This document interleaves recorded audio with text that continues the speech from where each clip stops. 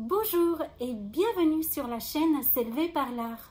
Aujourd'hui, je voudrais vous partager encore une vidéo sortie de mes archives, mais très intéressante, puisqu'elle va vous permettre de créer des textures marbrées avec de la mousse à raser. Et à la fin, vous allez avoir une petite surprise. Qu'est-ce qu'on va faire avec la mousse à raser qui reste? On a l'option de la jeter ou de la transformer en quelque chose d'autre.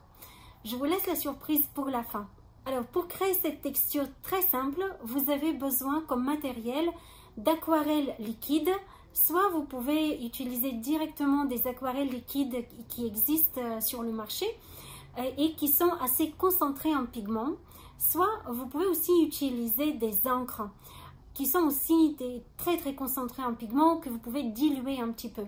Si vous utilisez des aquarelles en godet, en les mélangeant avec de l'eau, vos solutions risquent d'être pas suffisamment concentrées en pigments et le résultat va être moins évident.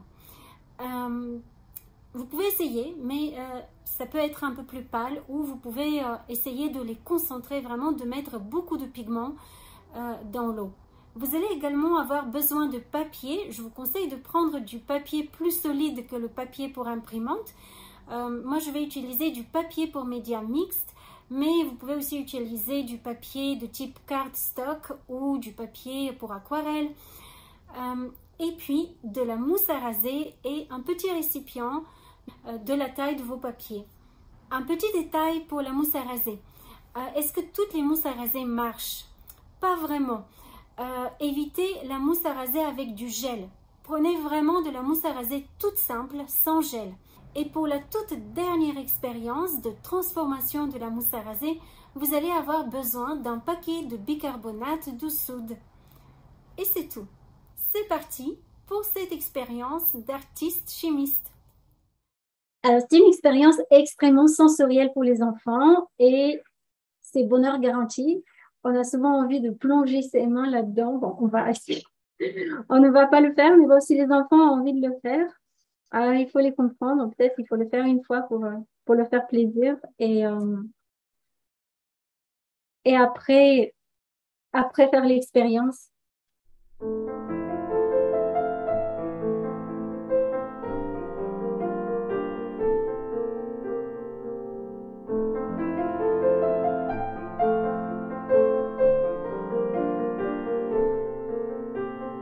Si vous n'avez pas envie de mélanger les couleurs, vous pouvez aussi rincer votre pipette dans le pot d'eau.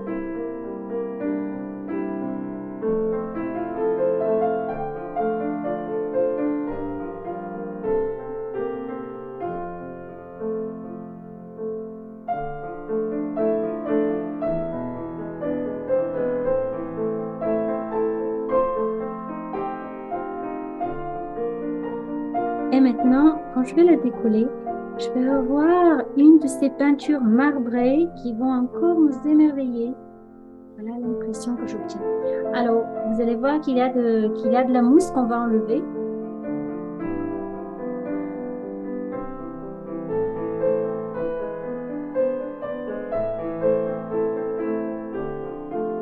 Parfois, ça laisse des traînées d'encre sur les formes.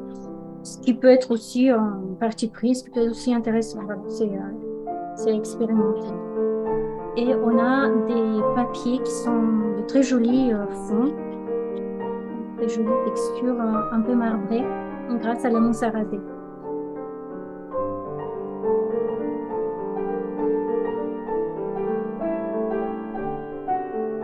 Alors, on est à fond dans les explorations chimiques, hein. Attention. Pour un volume de mousse à raser, j'ai besoin d'un volume de bicarbonate de soude.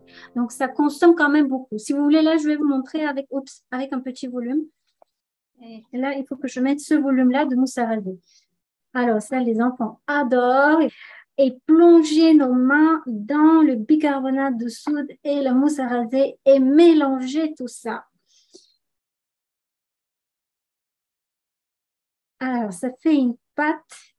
Vous allez voir, c'est même un petit peu frais. Et c'est aussi, si vous mettez de la mousse, alors je vous donne un secret. Si vous mettez de la mousse à raser blanche, Voilà, la nôtre, elle est colorée, donc ce ne sera pas complètement blanc. Et que vous la mélangez avec du bicarbonate de soude, vous allez faire votre propre neige artificielle. Je ne sais pas pour quelle raison, il faudrait faire une recherche un peu plus poussée. Pourquoi le bicarbonate de soude donne cette... on a l'impression que c'est frais. C'est pas vraiment froid glacial, mais c'est quand même un petit peu frais.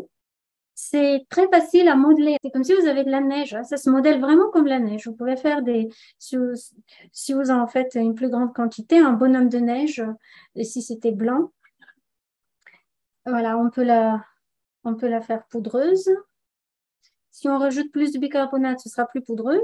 Et on peut la faire aussi plus compacte. Si je rajoute un tout petit peu plus de mousse, ça va être un tout petit peu plus liquide, un tout petit peu plus collant. Et je peux sculpter des choses. Je peux aussi faire des empreintes dedans.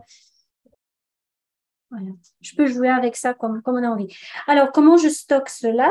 Vous pouvez tout simplement le mettre dans un sachet en plastique. Ça sèche moins si c'est dans le sachet plastique, mais même si ça sèche un peu, il faut juste rajouter un peu plus de mousse à raser et vous pouvez le faire à la consistance dont vous avez besoin pour pouvoir sculpter la pâte. Voilà, comme quoi tout se transforme.